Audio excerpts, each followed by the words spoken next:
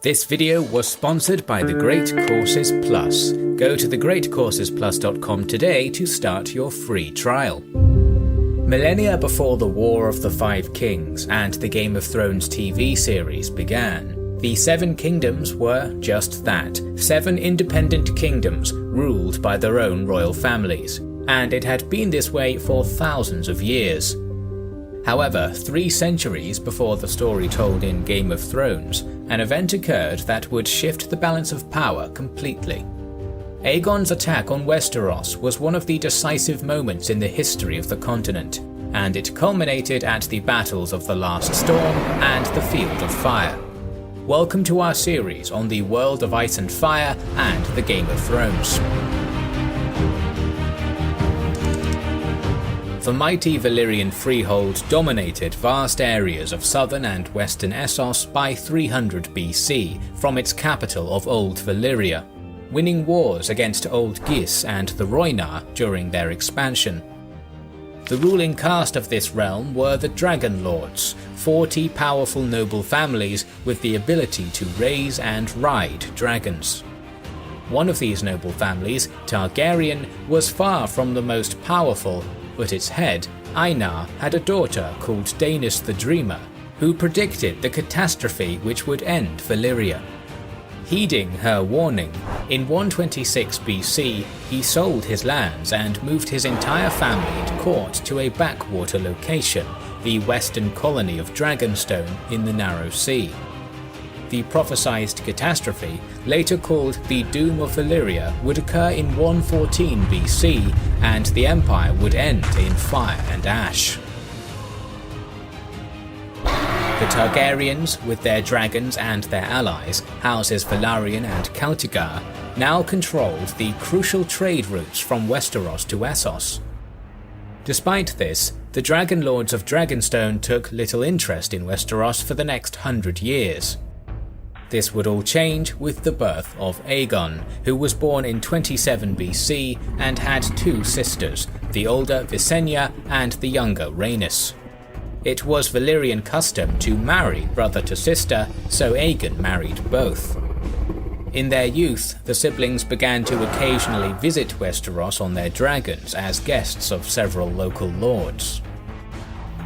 Westeros was divided into 7 constantly warring kingdoms. In the north, the Starks ruled from their castle at Winterfell. To the far south in the Dornish deserts, House Martell reigned from Sunspear. The gold-rich Westerlands were dominated by House Lannister, while the neighbouring House Gardener held dominion over the fertile lands of the Reach, and the mountainous realm of the Vale belonged to House Arryn. Closest to Aegon's sphere of influence was House Hoare's expansionist kingdom and that of the declining Storm Kings of House Durrandon. They had once ruled half of Westeros, but their realm had been chipped away by their neighbours for decades. The leader of Hoare, Harren the Black, had almost completed a colossal castle named Harrenhal, and would soon be able to pursue new conquests in the Stormlands. Fearing this threat, Argilac Durrandon sent an envoy to Dragonstone, offering his daughter's hand in marriage, along with the land from God's Eye to the Trident as a dowry, attempting to establish the Valyrians as a buffer between him and the Iron Islanders. However, Aegon instead offered a marriage with his friend and rumoured bastard brother, Orys Baratheon. Angered by this insulting proposal, Argilac cut the hands off the envoy and sent them back to Aegon, stating, "These are the only hands your bastard shall have of me."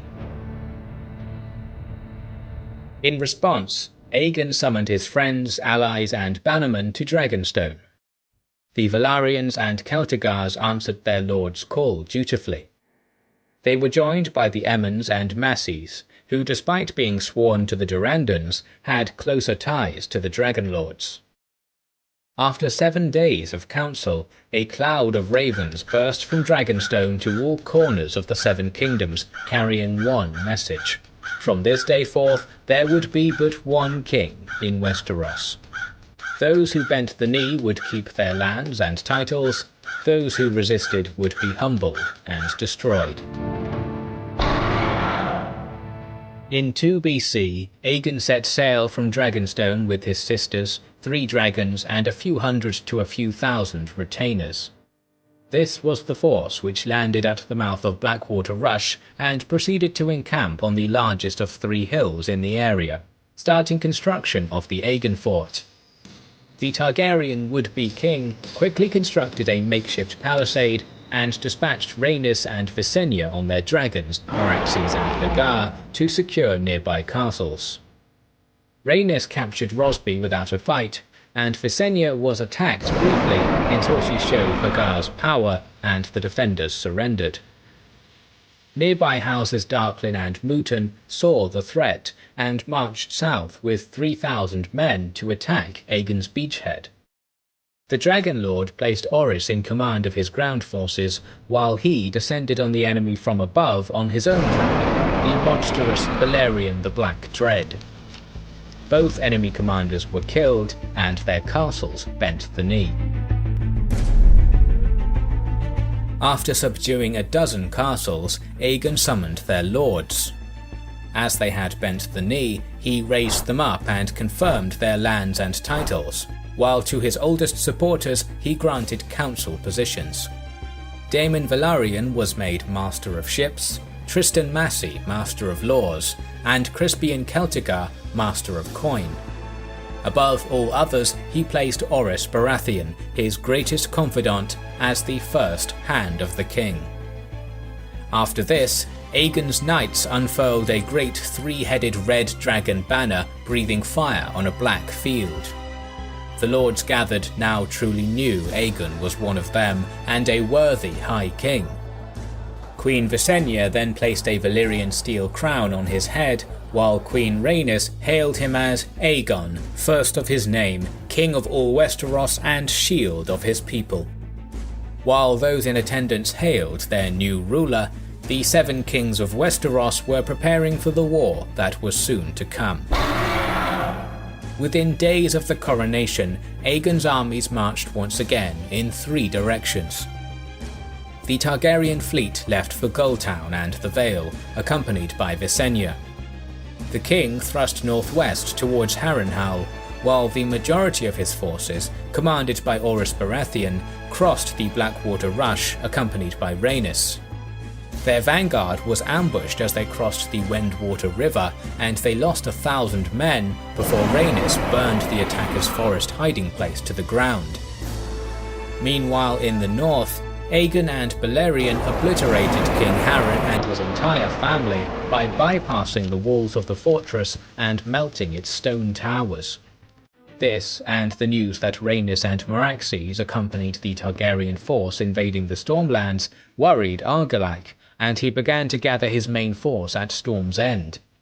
He wasn't going to meet the same fate as Harren, so he began his march north to meet the army of Orys.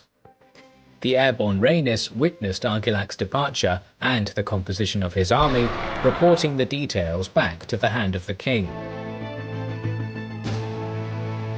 Realizing the Storm King's army outnumbered his, he set up a strong defensive position on the hills south of Bronzegate and dug in, awaiting the arrival of his enemy. As Argilac closed on the invading force in the morning, a steady rain began to fall, which then became a howling gale and torrential downpour, turning the ground into a soft mud and also rendering Meraxes unable to fly. The Battle of the Last Storm had begun. Argilac's commanders urged the Storm King to delay his attack until the next day, in hopes that the rain would pass. But the Stormlander army outnumbered the army of Orys 2-1, and had 4 times the amount of armoured knights and heavy horses. Angered by the dragon banners flapping on his own hills, and noting that the rain and wind was blowing north into the invading army's faces, the king gave the command to attack. Argilac's heavy knights galloped through the rain across the mud-soaked battlefield and up the hill, crashing into the Targaryen spearmen at the summit.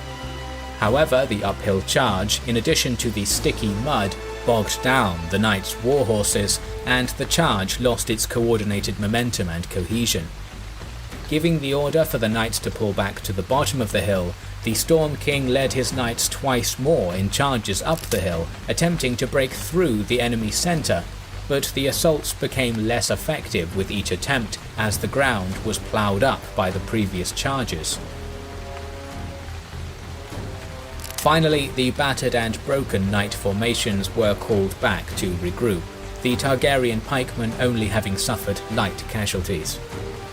Instead, the king's army sent its spear-bearing infantry up the hill to attack the enemy flank, and with the invaders blinded by the heavy rainfall, they did not see Argilac's men until it was too late.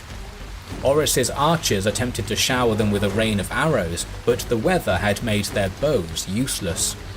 The hills anchoring the Targaryen left and right flank fell to Argilac, and reserves from the centre had to be sent to bolster the line. Then Argilac led his knights in a final charge up the hill, which broke the enemy centre. But now they crashed against Rhaenys and Meraxes, and the Dragon Queen proceeded to slaughter the knights of the king's personal vanguard and one of his commanders with Dragonflame. The other warhorses, frightened by the roaring dragon's fire, panicked and fled in terror, crashing into the riders behind them and descending the charge into chaos. King Argilac himself was thrown from his saddle, but continued to battle on the hill. The Targaryen forces now gained the upper hand, and Orys Baratheon charged down the hill towards Argilac, who had slain many defenders by himself. The invading commander offered a final chance to yield, which was refused. The two now fought, and each wounded their opponent once. After a fierce duel, Argilac was killed and his army routed. With the army of the Stormlands destroyed, Orys Baratheon's host marched on Storm's End, which was surrendered by the garrison along with the late king's daughter, whom Orys then married, forming House Baratheon. Meanwhile to the west, hearing of Argilac's defeat, the King of the Rock, Loren I Lannister, and the King of the Reach, Mern IX Gardener, had combined their forces at Castle Goldengrove, creating the mightiest host the kingdoms had ever seen. The two kings quickly marched northeast through the fields and crops of mid-Westeros. Advised of their march at his camp near the God's Eye, Aegon was able to move south much quicker than his foes, as he had a smaller force. When they arrived at the Stony Sept, his queens, with their dragons, joined him. The two armies came together on the wide-open plains south of the Blackwater Rush, which were covered in dry grass and wheat as far as the eye could see. The sun shone down severely on the unshielded plains and seared the land, as there had been no rain for more than a fortnight. Wind also blew strongly across the flat landscape. The allied Lannister-Gardner army sent scouts to perform reconnaissance on the invaders, and they returned with good news. Aegon's host was small, and theirs was massive. 32,500 soldiers from the Reach took to the fields that day, including several hundred vassal lords of House Gardner and several thousand mounted knights.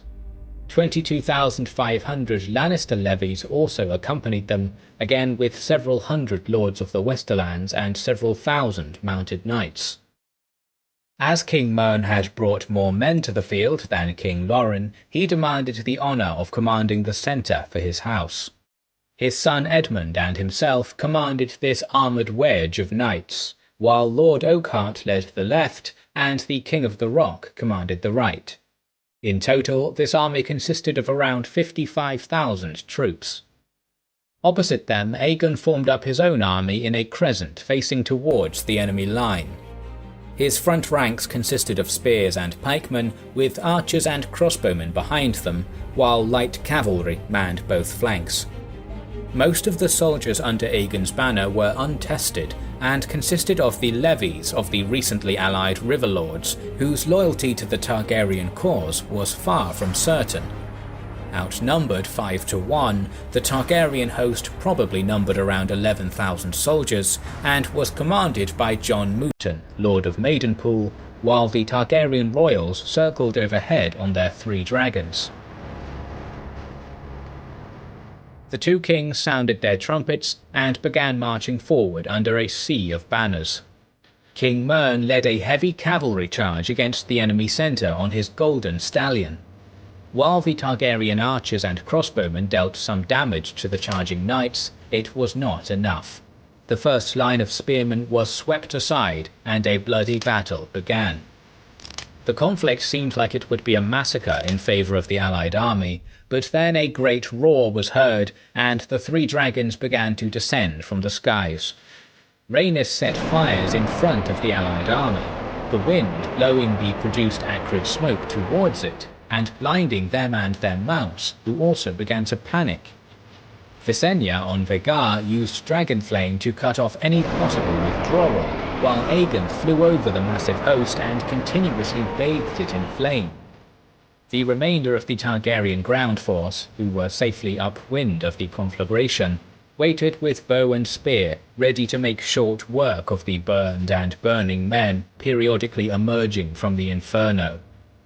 By the end of the day, over 4,000 allied soldiers perished in the dragonfire, and over 20,000 suffered burns, while another 1,000 were killed by conventional weaponry. The Targaryen force suffered less than 100 dead. King Mern and his entire family perished in the inferno, while the King of the Rock promptly bent the knee to Aegon. The victor marched to secure Highgarden, and eventually installed House Tyrell as the new lords of the Reach. A few months later, both King Torrhen Stark and Shara Aren pledged their loyalty. Although Dorne continued to resist for over a century, the Targaryens ascended to the Iron Throne of Westeros. Their reign would not be tranquil, however, and many rebellions would occur. One of these rebellions will be covered in the next video. Usually we produce historical content, but we are going to incorporate some fictional battles from time to time. If you're on our channel for the first time, check out our animated historical documentaries, which cover the wars and battles of our own past. When we create our videos, as a source we often use the series of lectures called The Decisive Battles of World History from Professor Gregory Aldretti, provided by the sponsor of this video, The Great Courses Plus. This excellent 36-part series covers the crucial battles of history across all periods, from the Bronze Age to modern wars. You can subscribe to the Great Courses Plus to get access to the vast library of over 11,000 lectures on history, science, literature and other subjects from the top-notch professors from the best universities in the world.